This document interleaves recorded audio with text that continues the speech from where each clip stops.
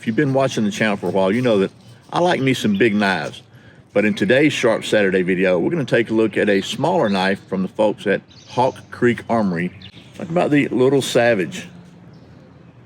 That's what's coming up next here on Survival on Purpose.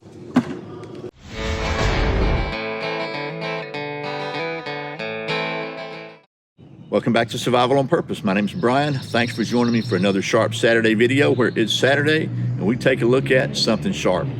And today, as I said, that something sharp is this Little Savage knife from the folks at Hawk Creek Armory.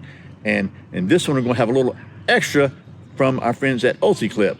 We're going to talk about that, do some good old knife testing, maybe even check the balance on this little sucker in just a minute. But first, as my friend Curtis says, a quick capitalism break. Today's video is sponsored by Hog Holsters. Hog Holsters are made in the USA in Arizona, and they are without a doubt the most comfortable concealable holster I've ever tested. You can save 10% on your order at Hog Holsters by using the coupon code Survival on Purpose, all one word. That's hogholsters.com. Thanks to Hog Holsters for sponsoring today's video. Okay, well, let's get right to it. Again, this is the Little Savage knife from Hawk Creek Armory, and we've got a little bonus edition here from my friends at UltiClip. So let's get down to the old stump top and get to doing some of that knife stuff. You want to? Okay, so here is the Hawk Creek Armory Little Savage. And as I said, this is a small little knife made in the USA. Talk about the specs of this thing real quickly. It is a 6-inch overall full tang knife. Features a 2 3/4 inch tan Cerakoted blade of A2 tool steel, a 3 1/4 inch micarta scaled handle, and a weight of 2.5 ounces. With a Kydex sheath, and in this particular case, that Kydex sheath is equipped with the UltiClip UltiLink kit. Because the only place I can find this knife right now is on UltiLink's website. They sent me this to check out. They're actually selling it. Everybody else seems to be sold out of it, but you get the knife and one of their UltiLinks kit, the entire kit, and that allows you to basically mount this thing pretty much anywhere. So you got this part here, the female part, lift it up like so. It's got this kind of a gear in there, so you can everywhere there's a notch, you can turn it however you want to. If you want to put it upside down or however, and it's very, very secure. This thing comes with a kit that lets you, modular kit that lets you mount this thing in all kinds of different ways, and mount anything really in all kinds of different ways. So that's pretty cool there. Again, the only place you can get it is UltiClip right now. So ulticlip.com. So I think we should do some basically industry standard testing. One thing I like to always do is check the edge from the factory. And to do that, I do the pretty much internationally standard sharpness test, the Redneck Sharp test. So we're gonna do that right now. Let's get the testing medium in place and we'll see how well this thing passes. Okay, well, we got some horror there, so definitely a winner on the Redneck Sharp test. This thing is a pretty little knife. It's got a choil right here that's big enough for my fingers. It lets you kind of choke up. Well, that's necessary on a knife this small, I don't know. But it also has a sharpening choil, which I do like. Kind of relieved corners and roundness on the little micarta handle here. Tapers down here for where you can get your thumb for pinch grips, and even has some jimping here, and even up here if you want to do some super fine work like that. So a very comfortable little knife, and the it's like Allen wrench screws holding the scales on. And then the sheath, as I said, is a Kydex sheath, adjustable many different ways. Looks like it might have some drainage here where it folds. I'm not sure, no drainage holes here.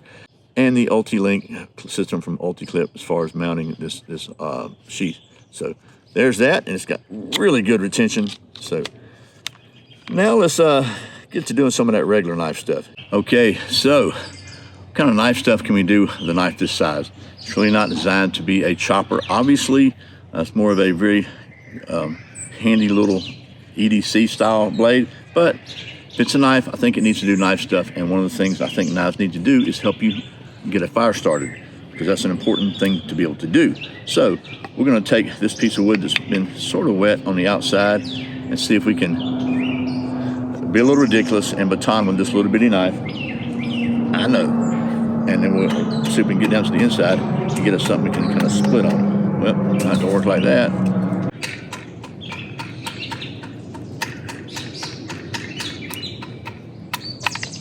Okay, now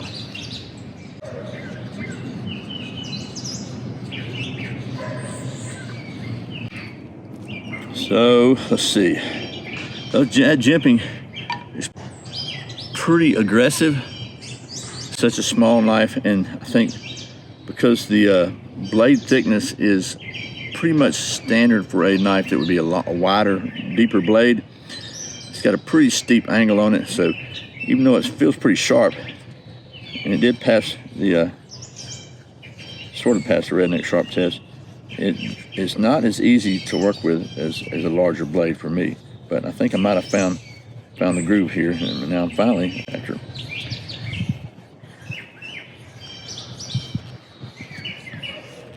kind of getting used to this blade, able to get some pretty decent little curls there. Okay, well, not too bad after all. I almost spoke too soon. We'll call that pretty decent. Now, get down the old storage, get the old fat wood, and see if we can do anything with it.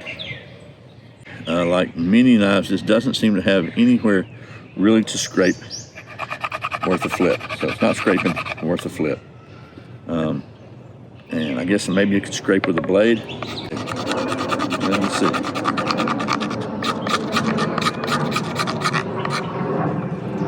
I mean, because if you need a fire, then you just need a fire, right? I'm gonna get my two favorite ferro rods.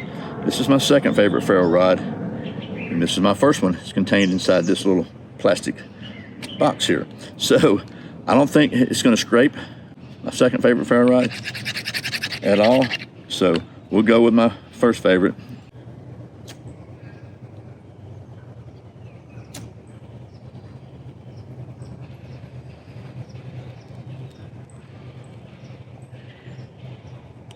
I believe we have sustained ignition at this point. Okay, good deal. So what else could we do with this little blade? Okay, so as far as knife stuff, Little Savage did okay, did pretty well in the redneck sharp test. Okay in the carving, not so good in the scraping of the ferro rod, but it's a very handy little knife, and once I got the hang of it as far as carving, it did really well. I think this could be a good addition because it takes up so little room to like a survival kit or a small survival kit or something, where you know, just as a backup knife. But as you know, here at Survival on Purpose, we're all about science, and to that end, we maintain a state-of-the-art cutting-edge knife testing facility here at our worldwide headquarters. And one of the tests we like to put all fixed blade knives through is the balance, orientation, and rotation device test, testing the aerodynamic balance of the knife. So I think we should do that now, don't you? And by the way, always, always, always, proper scientific method is critical. Whoop, whoop, whoop, whoop, whoop.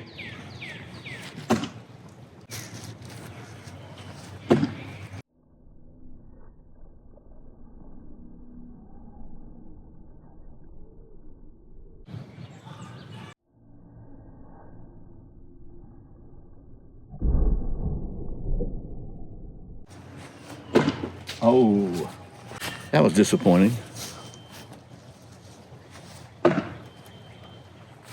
We're going to call this one balanced. Chuck Norris can bake a cake in the freezer. Okay, well, that was a hopefully concise and minimally rambling look at the Little Savage knife from the folks at Hawk Creek Armory.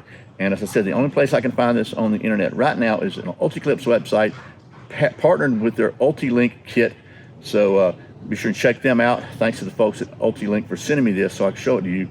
And as always, thank you for watching Survival on Purpose. Remember, survival is not an accident, so be prepared. See you next time.